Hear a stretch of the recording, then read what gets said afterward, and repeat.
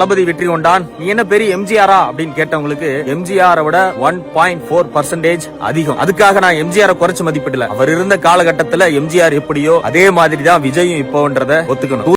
சூரிய வெளிச்சம் படுற இடையெல்லாம் நம்பராட்சி. ஆனா ஒரு அரசு ஆட்சி அந்த சூரியன் மாதிரியே உதிக்கும் மறை. ஒரு நாள் சிம்பா என்னோட ஆட்சியில மறையிற இதே சூரியன்.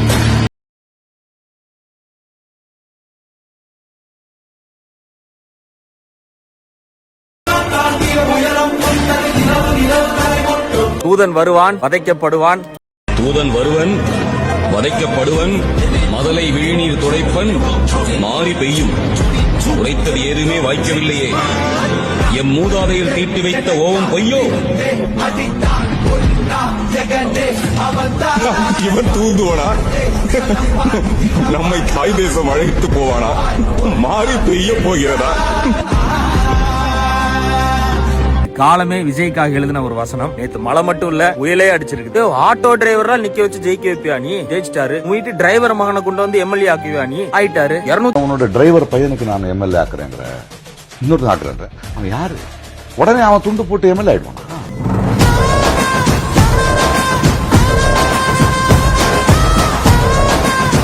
234 தொகுதியிலும் நிறுத்துறதுக்கு ஆள் இருக்கா அவங்ககிட்ட? 233 தொகுதியிலும் டெபாசிட் வாங்கியிருக்காங்க. 10 சீட்டு ஜெயிக்க முடியாது உன்னால. ஆட்சி அமைக்கிறதுக்கு இன்னும் 10 சீட்டு தான் வேணும். அதிக ஓட்டுகள் வித்தியாசத்துல ஜெயிச்சதும் இங்கதான். ஒரே ஒரு ஓட்டு வித்தியாசத்துல ஜெயிச்சதும் இங்கதான். படிச்சவங்க அதிகமா சட்டமன்றத்துக்கு போக போறதும் இங்கதான். இளைஞர்கள் அதிகமா சட்டமன்றத்துக்கு போக போறது இங்கதான். So accept the change, don't argue. என் மக்களுக்கு செய்ய வேண்டிய, நாங்க செய்ய வேண்டியதை விஜய் செய்திருக்கிறாருங்க. இன்னைக்கு 44 ரிசர்வ் தொகுதியில ஏறக்குறைய 35 ரிசர்வ் தொகுதியில வெற்றி. அதனால பொது தொகுதியில போய் தலித்தை நிப்பாட்டி இருக்கிறாரு. ஆக மொத்தம் அவர் 108 தொகுதியில 70க்கு மேற்பட்டவர்கள் தலித்துகள். இதுதான் நாங்க விரும்புறோம். இதுக்கு மேல வேற என்ன வேணும்? ஏங்க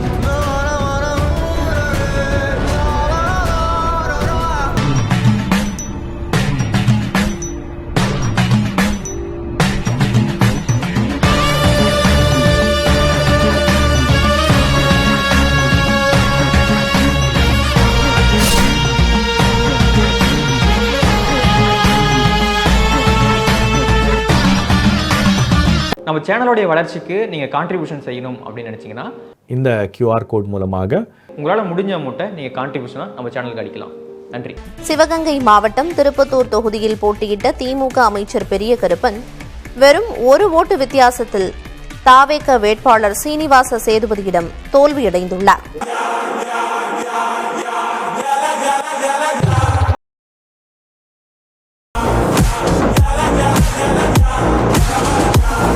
பட் உங்க ஒரு ஓட்டுனால என்ன மாற்றம் வந்துற போதுன்னு நினைக்கிறீங்க?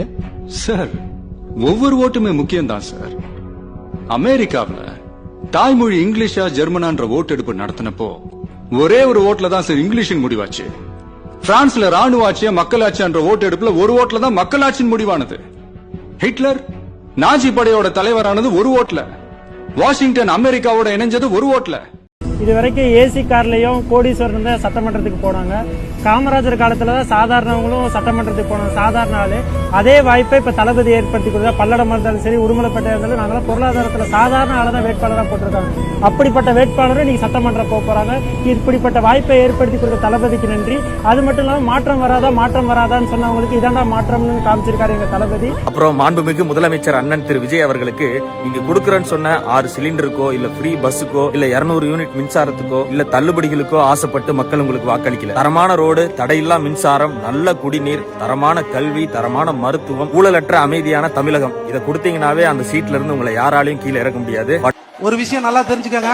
நம்ம தலைவரை பொறுத்த வரலும் அவரோட ராசி எப்படி நீங்க பாத்தீங்கன்னாலும் எந்த துறையா இருந்தாலும் நம்ம தலைவர் தளபதி கஷ்டப்பட்டு உழைச்சு ஒரு அரியணையில போய் உட்கார்ந்துட்டாருன்னா அவரா வேணான்னு விட்டு கொடுத்தாதான் மத்தவங்களுக்கு.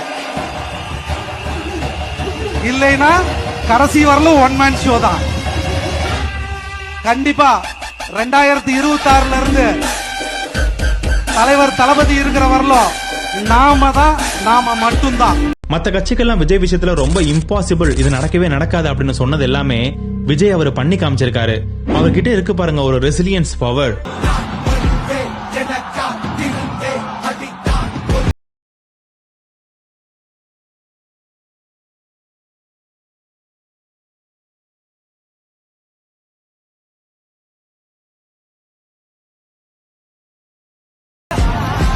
சத்தியமா சொல்றேன்.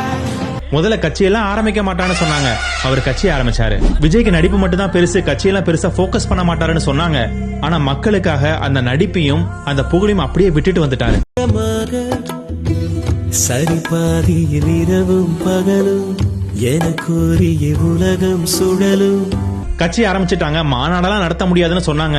ஆனா இது வரைக்கும் யாரும் பார்க்காத மிகப்பெரிய 2 பிரம்மாண்ட மாநாடுகளை நடத்தி காமிச்சாரு. கரூர் சம்பவத்துல அவர் அரசியல் வாழ்க்கையை முடிஞ்சு போச்சுன்னு சொன்னாங்க.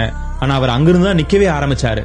ஒண்ணு விடாம எல்லாரும் சொன்னாங்கன்னா அவர் சிறையில் அடிச்சாங்க.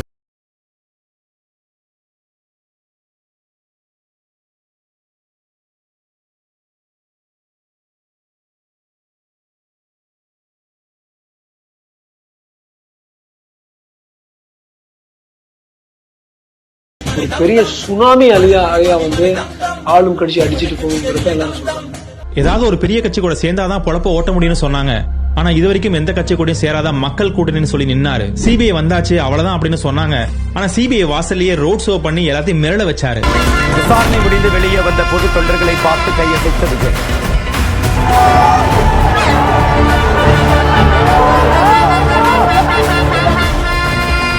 தேவைப்பட்டால் விஜய்க்கு மீண்டும் சம்மன் அனுப்பி. இப்படி எப்பெல்லாம் அவரால் முடியாதுன்னு சொல்றாங்களோ அப்பெல்லாம் அவரோட ரெசிலியன்ஸ் பவர் திரும்பி திரும்பி திரும்பி எழுந்து எழுந்து நிக்கிறது தான் அவர் இதுவரைக்கும் கொடுத்திருக்க பெரிய ரிசல்ட்.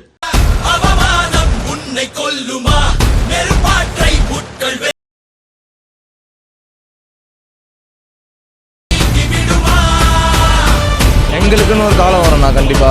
அப்போ ஒண்ணு நாங்க 2ஆ திருப்பி கொடுப்போம் கண்டிப்பா. ஒருவேளை பாஜக விட்டுட்டு அதிமுக வெளியில வந்துச்சுன்னா தாவேகா தயாரா இருக்கிறாங்க. ஒருவேளை காங்கிரஸ் இந்த கட்சி எல்லாம் திமுக வந்து விட்டுட்டு வெளியே வந்துட்டாங்கன்னா பிஜேபியோட திமுக சேர்ந்துவாங்களா? விஜய் உட்கார்ந்து ஊடகங்கள்ட்ட பேசுவாங்க. ஏன் ஸ்டாலின் சார் உட்கார்ந்து ஒரு 50 மீடியாக்கள் தனியா உட்கார வச்சுட்டு பக்கத்துல யாருமே இல்லாம ஒரு இன்டர்வியூ எடுங்க. அதிகாரத்துல பார்த்து ஏன் கொஸ்டின் கேட்க மாட்டேங்கிறீங்க? தூய்மை பணியாளர்களுடைய குறிப்பாக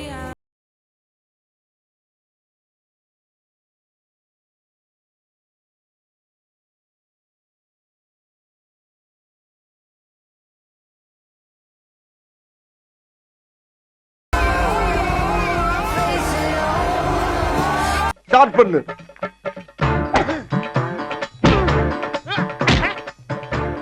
இங்கிட்டு வா. அப்படியா படைக்கலடி மண்டையில மட்டும் அடிச்சிடாத, கொலைகேசல் உள்ள போயிருவேன்.